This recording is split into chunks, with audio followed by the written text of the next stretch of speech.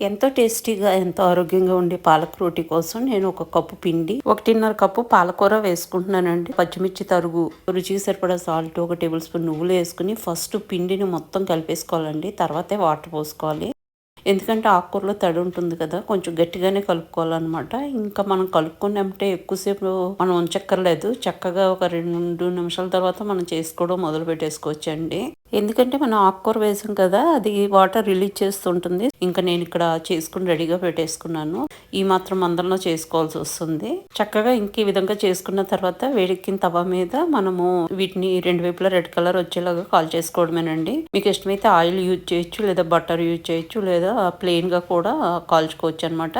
నేను ఒకదాని తర్వాత ఒకటి వేసేసుకుని కాల్చుకుంటున్నాను. చూసారా, ఈ విధంగా కాల్చుకుని మనం పక్క తీసేసుకుంటూ ఉంటాము. ఇంకా నాకు రోటీస్ అన్నీ రెడీ అయిపోయినాయండి. వీటిని అట్లానే సర్వ్ చేయొచ్చు, కర్డ్‌తో సర్వ్ చేయొచ్చు, ఏదైనా గ్రేవీ కర్రీతో సర్వ్